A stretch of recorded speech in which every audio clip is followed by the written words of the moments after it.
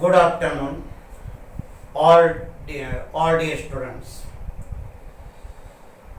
आज आपल्या मुलांनो रोटेशनल डायनेमिक्सचा लेक्चर नंबर 3. पहिले 2 लेक्चर घेतले, त्याचा स्टडी तुम्ही केलेला असेलच. जर अभ्यास करताना पुस्तक तुमचं स्टडी करताना तुम्हाला जर तो पॉइंट समजला नाही तर आपला व्हिडिओ पुन्हा मागे जाऊन पुन्हा पूर्ण पाहायचा, म्हणजे तुम्हाला तो समजेल. Now we are going to study lecture number 3 and the point काल आपण पाहिलं होतं बघा, युनिफॉर्म सर्क्युलर मोशन, आणि आज आपण बघणार आहोत non uniform circular motion. Uniform मध्ये काय सांगितलं होतं तुम्हाला?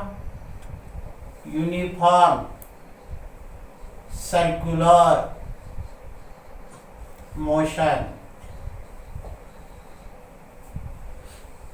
युनिफॉर्म सर्क्युलर मोशन मध्ये तुम्हाला काय शिकवलं होतं मी?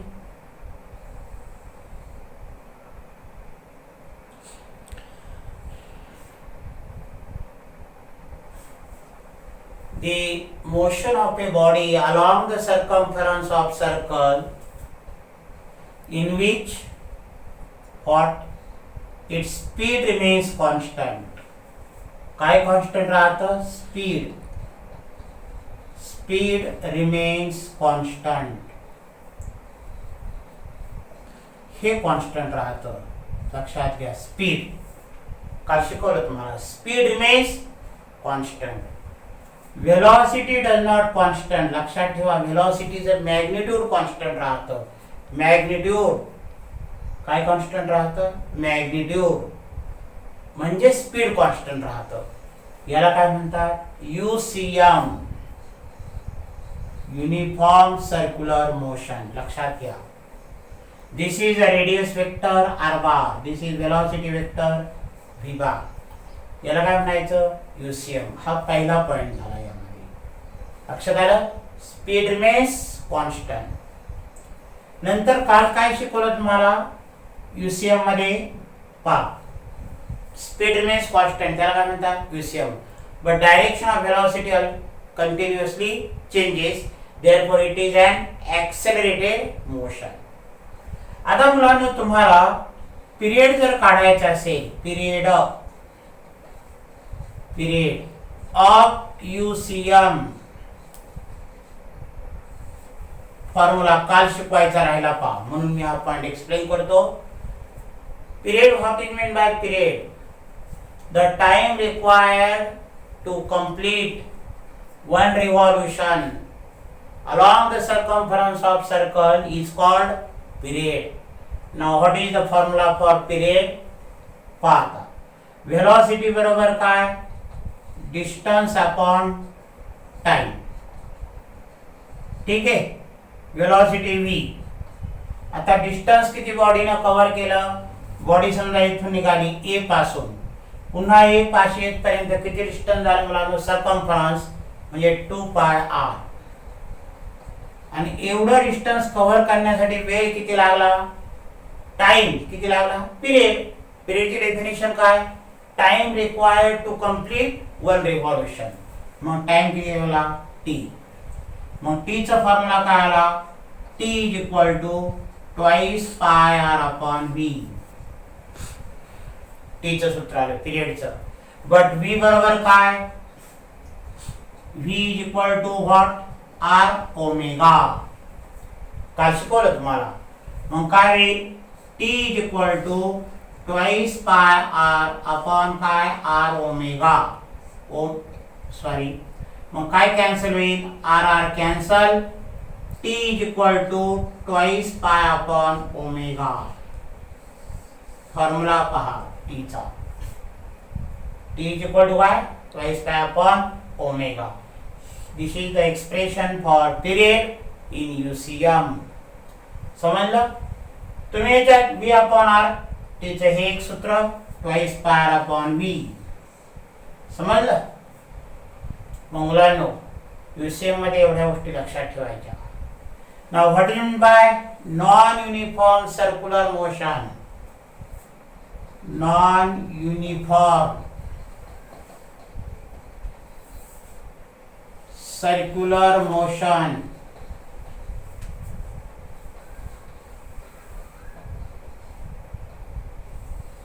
मुलांनो, ही झाली युनिफॉर्म सर्क्युलर मोशन. आता नॉन युनिफॉर्म सर्क्युलर मोशन कशाला म्हणायचं पहा. The circular motion in which speed does not remain constant. Speed does not remain constant. ज्यामध्ये स्पीड कॉन्स्टंट राहत नाही. फॉर एक्झाम्पल, आपण इलेक्ट्रिक फॅन स्विच ऑन केला. सुरुवातीला त्याचं स्पीड वाढत जातं, नंतर ते युसीएम मध्ये येतं सगळे पार्टिकल. मग सुरुवातीचं जे फॅनचं स्पीड आहे इन्क्रीजिंग, म्हणजे speed is increasing, that is non UCM. In which speed does not remain constant, that is increasing or decreasing, does not remain constant. काल तुम्हाला शिकवलं स्पीड इथे किती आहे समजा 5 मीटर पर सेकंद. पार्टिकल इथे आला, इथे सुद्धा किती राहणार 5 मीटर पर सेकंद. कशात? युसीएम मध्ये. Speed remains constant. इथे स्पीड कॉन्स्टंट राहत नाही. याला काय म्हणतात? Non uniform circular motion. लक्षात घ्या. म्हणजे नॉन युसीएम मध्ये मुलांनो व्हेलॉसिटीचं स्पीड पण कॉन्स्टंट राहत नाही आणि डायरेक्शन तर चेंजच होते. देअरफॉर इट इज ऑल्सो काय? ॲक्सेलरेटेड मोशन. लक्षात ठेवा.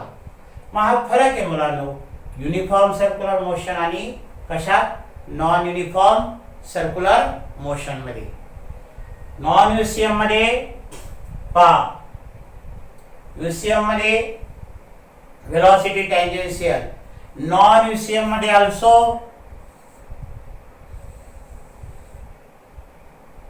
velocity is tangential. लक्षात येते? आता मुलांनो मग यामध्ये हा पहिला पॉइंट लक्षात ठेवा. First, speed does not remain constant. Second point, UCM मध्ये जे ऍक्सेलरेशन आहे ज्याला आपण सेंट्रिपिटल ऍक्सेलरेशन म्हणतो. कोणतं? Centripetal acceleration, radial acceleration. येथे सुद्धा सेंट्रिपिटल ऍक्सेलरेशन आहे. त्याचबरोबर मुलांनो स्पीड चेंज होतं. स्पीड, आणि म्हणून ह्या चेंजिंग स्पीड मुळे, चेंजिंग व्हेलॉसिटी मुळे जे ऍक्सेलरेशन आहे त्याला टँजेन्शियल ऍक्सेलरेशन म्हणतात. मग second point, in non UCM there are two accelerations. One is radial acceleration and second is काय? Tangential acceleration. Total acceleration a bar is equal to radial acceleration plus tangential acceleration. आणि यामध्ये कोणतं acceleration आहे? Radial acceleration. आता यामध्ये speed constant, यामध्ये B point झाला. C point, speed v constant. Okay, that is omega constant, angular velocity constant. Therefore alpha is equal to d omega by dt. Alpha angular acceleration. Therefore angular velocity is constant. Constant चा derivative 0. मग याची किंमत किती आली? 0. आणि मुलांनो मग यामध्ये tangential acceleration is absent. Tangential acceleration is 0. Therefore in UCM acceleration बरोबर only radial acceleration, and in non-UCM both acceleration are exist, that is radial centripetal acceleration and tangential acceleration. लक्षात घ्या. मग नॉन युसीएम मध्ये हा एक पॉइंट लक्षात ठेवा बरं का मुलांनो. कोणता? युसीएम मध्ये टँजेन्शियल ऍक्सेलरेशन ची किंमत 0 असते. at बरोबर किती? 0. Why? This is the reason. because speed is constant, therefore tangential acceleration is 0. And in non-UCM, there is total acceleration is equal to sum of these both accelerations. So these are two type of motion, uniform circular motion and non-uniform circular motion. मग तुम्ही या पद्धतीने तुमच्या notebook मध्ये मुलांनी हे note down करून ठेवा. तुम्हाला व्हिडिओ पुन्हा पुन्हा पाहता येतो, लक्षात घ्या. तुम्ही जरी एवढं जरी तुमच्या नोटबुक मध्ये लिहिलं तरी तुम्हाला यावरून खूप तो पॉइंट समजायला मदत होईल, लक्षात घ्या. ठीक आहे. मग मुलांना आता kinematics of circular motion, that is study of motion without force, याला आपण सुरुवातीला शिकलो कायनेमॅटिक्स हे शिकलो. आता शिकणार आहोत आपण dynamics of circular motion, that is study of circular motion with its cause, that is with force. लक्षात घ्या. मग आता नेक्स्ट पॉइंट पहा तुमच्या पुस्तकातला मुलांनो. Next point,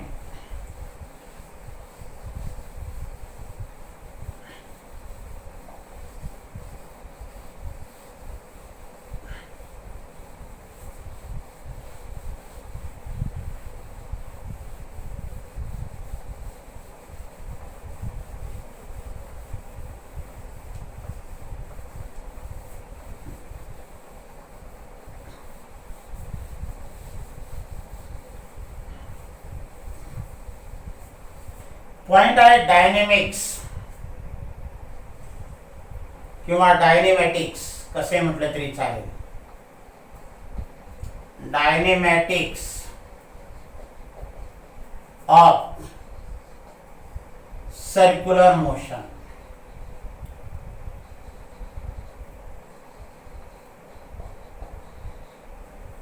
dynamics of circular motion. यामध्ये आता circular motion with its cause, that is force, we are going to study. So in circular motion there are two types of forces, centripetal force and centrifugal force. Centripetal force, and second type of force is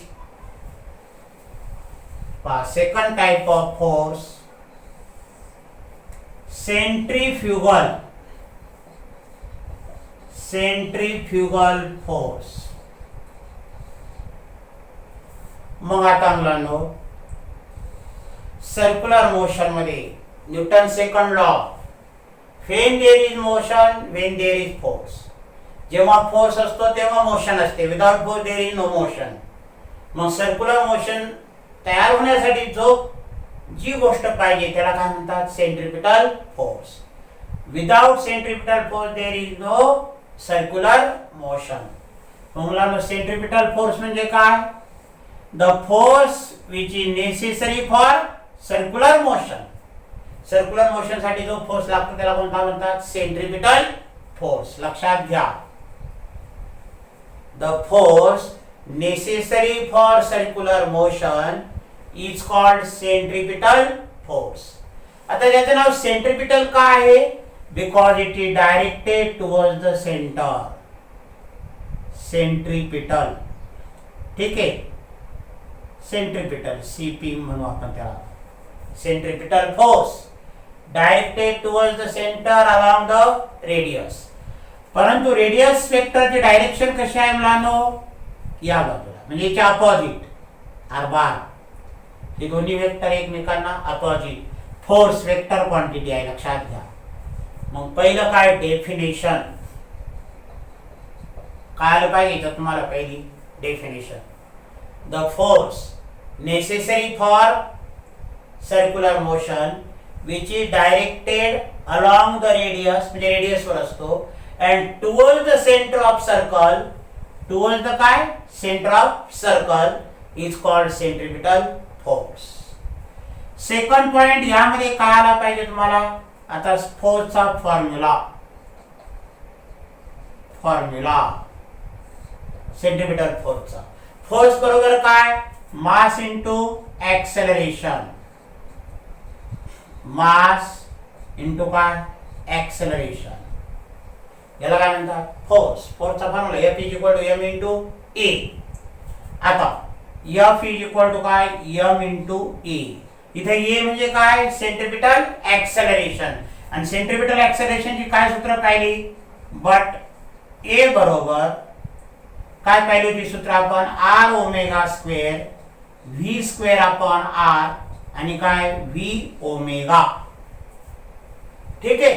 therefore centripetal force F is equal to m into this m r omega square m v square upon r आणि काय m v omega.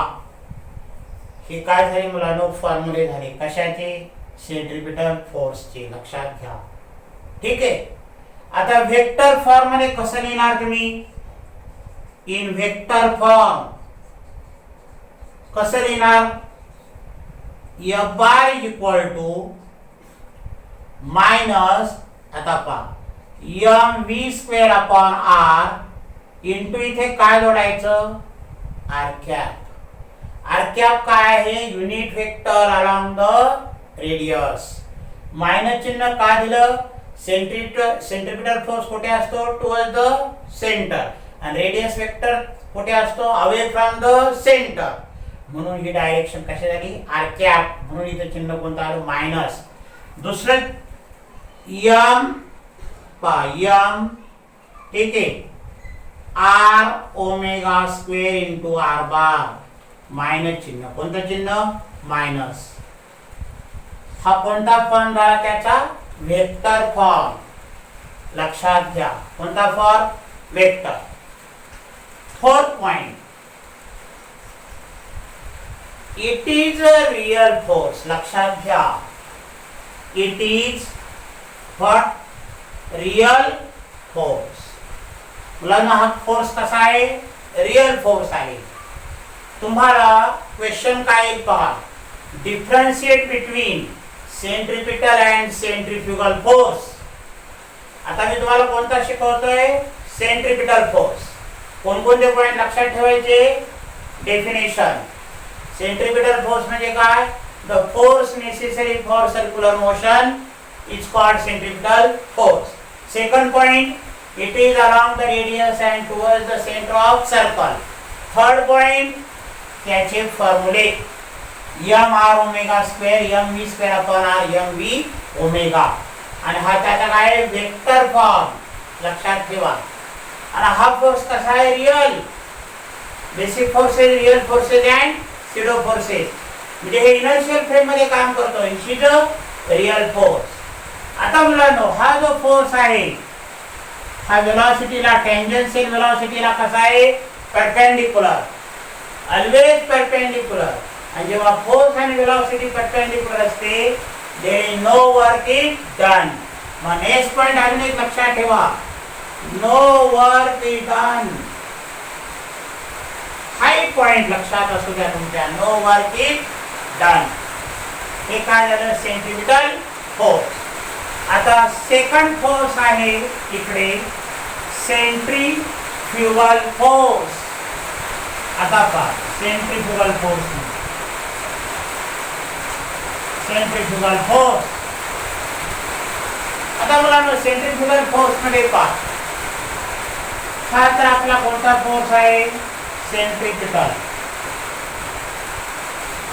Centripetal. आता centrifugal याच्या opposite जो असतो तो असतो centrifugal force. म्हणजे हा कसा असतो along the radius and away from the centre of circle, and it is not real, it is a pseudo force, it is a pseudo force. पामलानो जेव्हा सर्क्युलर मोशन मध्ये बॉडी फिरते आणि ती नॉन युसीएम मध्ये असते सुरुवातीला, त्यावेळेला त्या बॉडीवर जोपर्यंत ती युसीएम मध्ये येत नाही तोपर्यंत त्या बॉडीला कोणीतरी बाहेर ओढते कधी सर्क्युलर मोशन मध्ये फिरताना असं वाटतं. ऍक्च्युली तो फोर्स तिथे एक्झिस्ट नसतो, पण कधी तयार होतो, कारण ती बॉडी नॉन इनर्शियल फ्रेम मध्ये आहे म्हणून त्या बॉडीला जाणवतं. त्या फोर्सला काय म्हणतात, सेंट्रीफ्युगल फोर्स. लक्षात घ्या. आणि जेव्हा बॉडी युसीएम मध्ये येते त्यावेळी हा सेंट्रिपिटल आणि सेंट्रिफ्युगल फोर्स याची मॅग्निट्यूड सारखी होते, म्हणजे बॅलन्स होतात. लक्षात घ्या. आणि म्हणून याचे जे फॉर्म्युले आहेत, फॉर्म्युले same as it is centripetal force. मग फॉर्म्युले काय, फॉर्म्युले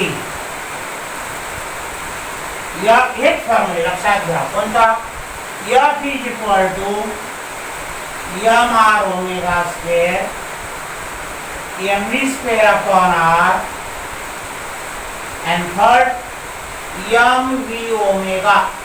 फॉर्म्युलामध्ये मॅग्निट्यूड मध्ये बदल नाही, कारण ते दोन्ही फोर्स एकमेकांना बॅलन्स झाल्यानंतर बॉडी युसीएम मध्ये फिरते. आणि इथे कोणती वेलॉसिटी मुलांनो, टँजेन्शियल वेलॉसिटी v बार. लक्षात घ्या. परंतु याचा जो वेक्टर फॉर्म आहे तो बदलेल मुलांनो. का, आता का सेंट्रिफ्युगल फोर्स आणि रेडियस वेक्टर एकाच दिशेला आहेत की नाही. Centrifugal force away from the centre आणि radius vector also away from the centre. आणि म्हणून या वेक्टर फॉर्म मध्ये इथे कोणते चिन्ह येणार, प्लस. मग third point, in vector form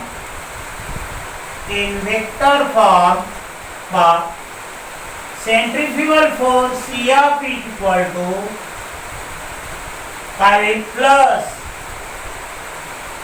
mv square upon r, ठीक है, इंटू काय, r कॅप. समजून घ्या. प्लस चिन्ह आलं बरं काय ते. इथे पण कोणतं चिन्ह येणार, plus m omega square m r omega square into काय, r बार. काय फरक आहे दोघांमध्ये, इथं मायनस चिन्ह आहे, इथं कोणतं चिन्ह आहे, प्लस. का प्लस चिन्ह आलं, कारण r बार आणि फोर्स एकाच दिशेला आहेत म्हणून. लक्षात घ्या. Centrifugal. Fourth point, it is SIDO force. लक्षात ठेवा, सीडो फोर्स. आणि हा कोणता फोर्स आहे, रियल फोर्स आहे. कोणता फोर्स आहे, रियल फोर्स. लक्षात घ्या. आता हे दोन फोर्स काढण्यासाठी तुम्हाला मी एक्झाम्पल देतो, म्हणजे अजून तुमच्या लक्षात येईल. सेंट्रिपिटल बघा, centripetal force. Suppose we have tied some stone at the end of one string. एका दोरीला एक दगड बांधला and wheel in horizontal circle. Then why the stone moves in circular motion due to centripetal force. मग centripetal force कोणता, the tension in the string. समजा एका दोरीला आपण एक स्टोन बांधला आणि तो असा फिरवला मुलांनो. ही जर दोरी ब्रेक झाली, तुटली, तर स्टोन फिरेल का, नाही. तो सरळ या मोशन मध्ये पुढे निघून जाईल. कधी, दोरी तुटल्यानंतर, म्हणजे टेन्शन झिरो झाल्यानंतर. म्हणजे जोपर्यंत दोरीमध्ये टेन्शन आहे तोपर्यंत हा फोर्स आहे. याला कोणता म्हणतात, सेंट्रिपिटल फोर्स. किंवा दुसरं एक्झाम्पल देतो. Electron revolves in circular path around nucleus. मग इलेक्ट्रॉन सतत का फिरत राहतात या न्यूक्लियस भोवती. फोर्स असल्याशिवाय फिरतील का, without force there is no motion.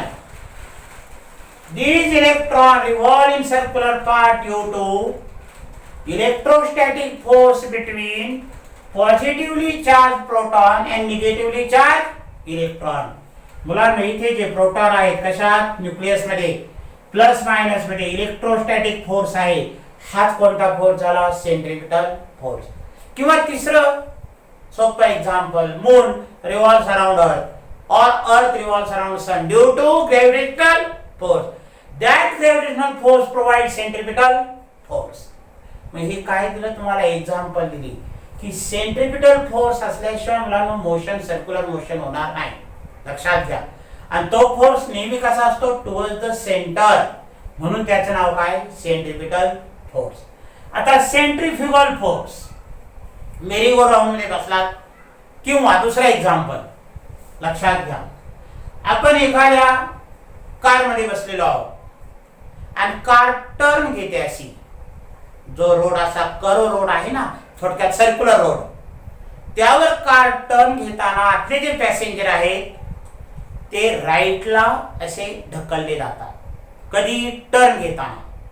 मग कार जोपर्यंत सरळ प्लेन रोडवर चालली होती तोपर्यंत सगळे पॅसेंजर जागच्या जागी स्थिर होते, त्यांना काहीच जाणवत नव्हतं, म्हणजे फोर्स जाणवत नव्हता. पण कारने टर्न घेतल्याबरोबर ते उजव्या साईडला ढकलले गेले. कशामुळे, कोणी ढकलले का त्यांना, नाही. पण जेव्हा ती कार अशी टर्न होते, म्हणजे नॉन इनर्शियल फ्रेम मध्ये जाते, तेव्हा हा फोर्स तयार होतो, त्या फोर्स सिडो फोर्स, त्यालाच काय म्हणतात, सिडो फोर्स और सेंट्रिफ्युगल फोर्स. आलं का लक्षात. मग कार मध्ये पॅसेंजर उजव्या बाजूला का ढकलले गेले, सेंट्रिफ्युगल फोर्स मुळे. सेंट्रिफ्युगल मशीन असतात, याची बरीच एक्झाम्पल आपल्याला नेचर मध्ये आहेत, लक्षात घ्या. अशा पद्धतीने तुम्हाला हे दोन फोर्स कळाले पाहिजे, कोणते, सेंट्रिपिटल फोर्स आणि कोणता, सेंट्रिफ्युगल फोर्स, लक्षात घ्या. मग आता मी तुम्हाला आज काय शिकवलंय पहा, तुम्हाला काय शिकवलंय पहा, की डायनेमॅटिक्स किंवा डायनेमिक्स म्हणा, यामध्ये तुम्हाला दोन फोर्स शिकवले. तुम्हाला क्वेश्चन यामध्ये डिफरन्शिएशन या पॉइंट नुसार करायचं. तुम्हाला तसं नोट्स मध्ये मी तुम्हाला लिहून देईन, त्या पद्धतीने मी तुम्हाला नोट्स सुद्धा तयार करून देणार आहे मुलांनो. मग इथे डायनेमिक्स हा पॉइंट संपलेला आहे. आणि मग आपण उद्याच्या लेक्चरमध्ये, पुढल्या लेक्चरमध्ये ऍप्लिकेशन शिकणार आहोत. 3 ऍप्लिकेशन दिलेले आहेत, लक्षात घ्या. कशाचे, सर्क्युलर मोशनचे. मग हे नीट करून ठेवा दोन्ही फोर्सेस. Okay, thank you.